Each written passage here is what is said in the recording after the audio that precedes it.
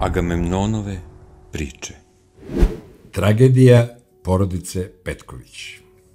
Priča Draška Bubreška. Za 2 godine 2 strašna zločina, 2 pokolja, 2 uništene porodice. To je više nego sramota za ponosnu krajinu. Još se zlodelo Naila Ikanovića iz Ljubije nije zaboravilo, a Stojan Petković u Dubici učinio je još nešto strašnije. Tako govore danas Dubičani, tužni i ojađeni neverovatnim zločinom u Klekovcima. Bio je četvrtak, posljednji dan tog februara 1972. i koban za nedužne devojčice, rođene ćerke Stojana i Kose Petković iz sela Klekovci, do koga se sada ne može stići ni pešice ni vozilom, jer je od sveta odsečeno dubokim blatom. Tragedija porodice Petković nije počela u četvrtak. Naprotiv, to je bio kraj težak i krvav. Pre 13 godina, 1959. u psihijatrijskoj bolnici na Šalati u Zagrebu, na lečenju se našao mladi vojnik iz Dubice, Stojan Petković.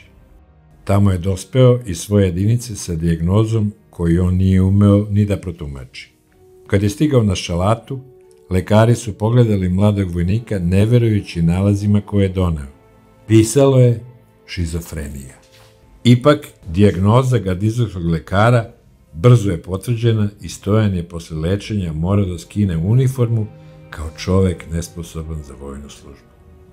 U rodnom selu Klekovci brižno je čuvao tu svoju tešku tajnu, ali ne zadugo. Ljudi su osetili da se Stojan čudno ponaša. Povukao se u sebe. Uvek je nešto razmišljao i gotovo nije želeo nikakav susret ni sa komšijama. I rođeni brat Jandre postao mu je tuđinac. S vremena na vreme spopao bi ga neki čudan bes i tada bi stradalo sve što bi mu se našlo na putu. Supruga Kosa, sada u 36. godini života, godinu dana starija od njega, tada bi samo ćutala i nastojala da se što pre skloni ispred razgoropađenog Stojana. Više puta je pomišljala i da ga napusti, ali nije mogla. Volela ga je, a sada su i deca doprinela jačanju veze između mirne Kose i opasnog Stojana. Prvo je na svet došla Milka, bilo je to tačno pre 12 godina. A za njom su došle Mira, 1963. godine, Brankica, 1966. i najmlađa Dragica, 1970. godine. Ukupno 4 ćerke u seoskom domaćinstvu. Ali to Stojana i Kosu nije mnogo sekiralo. Reklo bi se, voleli su svoju decu, kao i svi roditelji na svetu. Najstarija, Milka, završila je 4 razreda osnovne škole, Mira je sada bila u 3.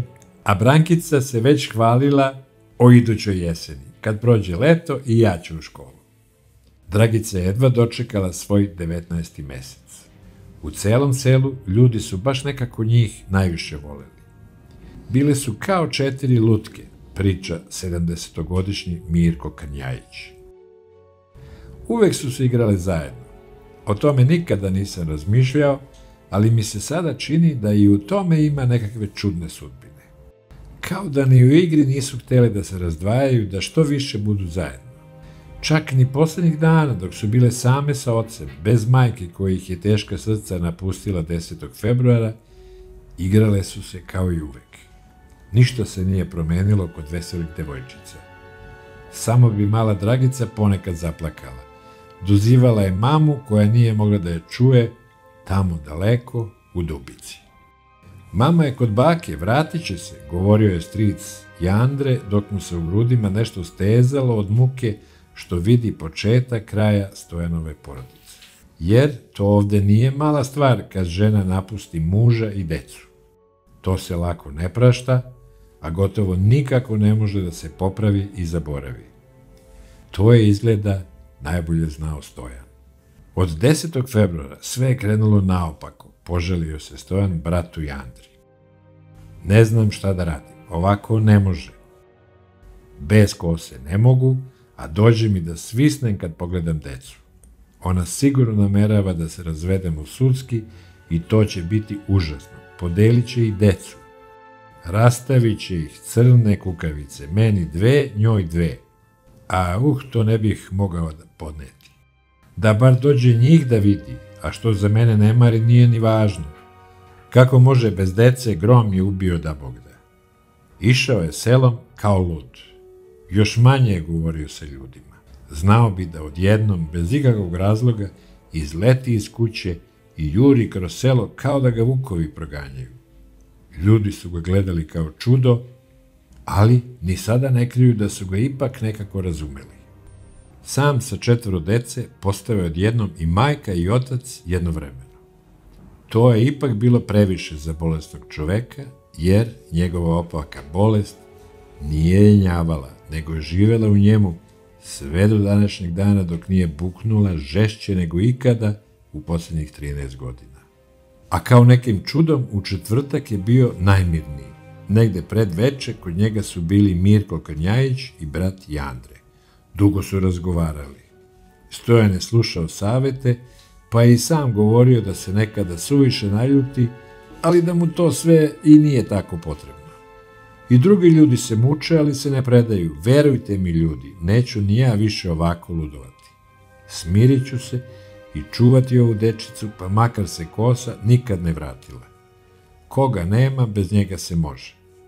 Kad su Mirko i Jandre otišli, Stojan je porazgovarao sa decom, naterao ih da se lepo umiju i očešljaju, svako je pronašao neku lepu haljinu, kao da će s njima na svečanost. Posle pola časa, tačno u 17:40, dok je selo bivalo sve mirnije, iz kuće Stojana Petkovića odjeknuli su krici iz bezumljene dece. Najstarija Milka jaukala je tako snažno da se čulo u celom selu, ali ljudi i oni koji su bili blizu nisu hteli da uđu, jer su na to bili navikli. Pustite, to Stojan juri decu, nije mu prvi put.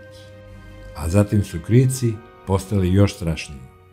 Bilo je jasno da se kod Stojana događa nešto strašno, ali se i tad niko nije usudio da priđe kući. Krnjajićeva snaha Milka videla je Stojana kako iskače iz kuće i trči prema zaseoku Pejnovac. Pozvala je svekra Mirka, a u tom trenutku je dojurio i komšija Mirko Vidović. Iz kuće se više ništa nije čulo. Grobna tišina umjesto urlika dece. Šta da radimo, ljudi? Pitao je Mirko Vidović. Da uđemo, da vidimo zašto se deca ne čuju. Krenuli su u kuću. Na ulaznim vratima zastali su i skamenili se od užasa. Sve 4 devojčice ležale su kod vrata, jedna uz drugu. Cela kuhinja je bila poprskana krvlju. Čitavih 5 minuta ljudi su stajali i nemo gledali strašni prizor. Mirko Vidović se najzad okrenuo i pojurio u Dubicu. Trčao je 13 kilometara, gušio se u suzama. Jao ljudi, pokolju Klekovcima, urlao je Mirko Vidović dok je grabio prema Dubici u stanicu milicije. Za to vreme, kraj 4 mrtve devojčice, u najsvečanijoj tišini stajala je straža. Držali su je seoski starci kao počast nedužnim žrtvama poludalog oca. Plač staraca i starica delovao je još jezivije. Da Bog da u Klekovce grom pukao, pa niko ne preživao ovu bruku i strahotu. Proklinjale su zabrađene starice. Već u 20 časova dubička milicija bila je na nogama. Ceo sup, od načelnika do kurira, krenuo je u Dubičke šume. Ko zna u kom pravcu je pošao Stojan iznad Pejnovca, da nije skočio u virove Rakovice, da nije sebi oduzeo život onim istim nožem, jer nije krenula potera za ubicom, nego za umno poremećenim čovekom.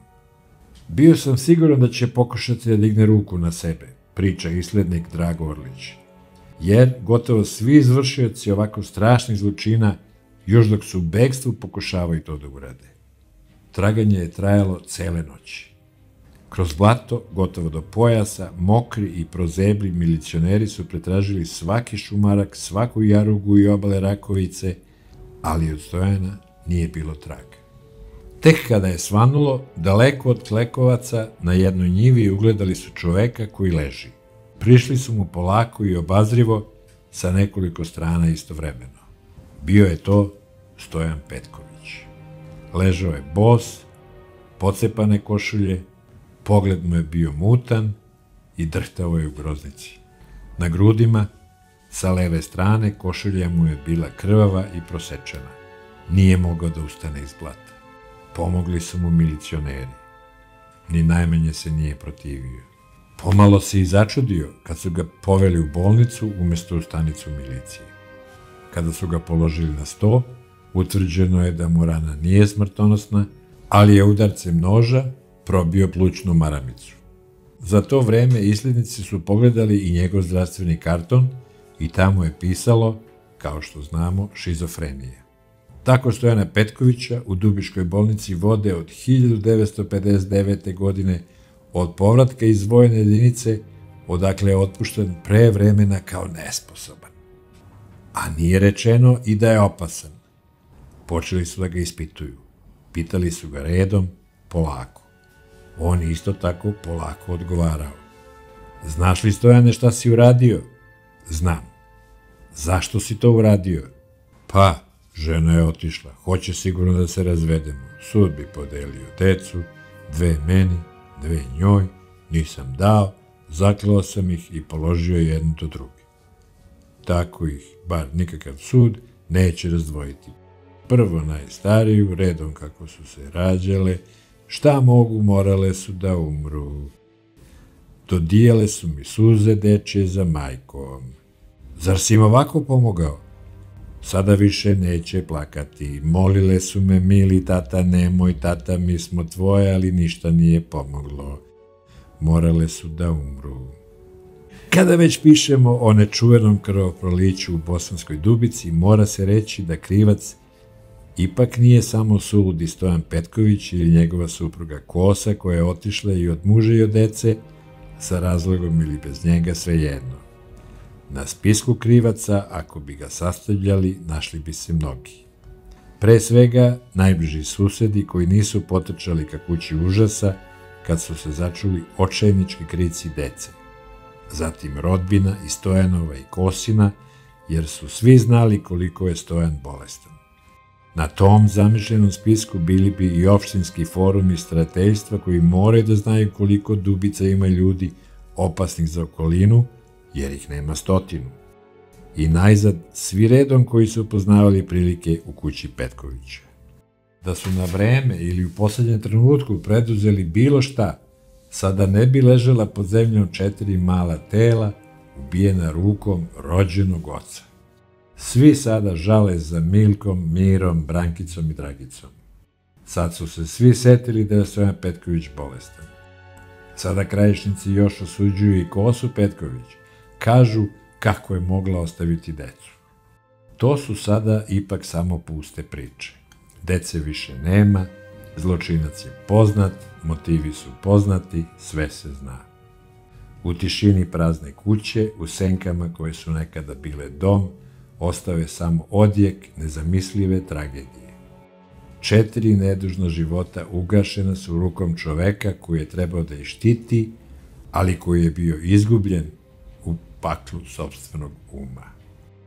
Možda je to bila bolest, možda očaj, možda osjećaj napuštenosti koji je prerastao u ludilo, ali nijedno objašnjenje ne može umanjiti težinu ove tragedije. Ova priča nije samo svedočanstvo o užasu, već i upozorenje. Da smo ranije slušali, da smo videli znake, da smo reagovali, možda bi danas 4 para dečjih očiju još gledala svet sa nadom u bolje sutra. Ali sada je prekasno. Ostaje nam samo bolno saznanje da su neke tragedije sprečive, ali samo ako ih ne ignorišemo dok još možemo da ih sprečimo.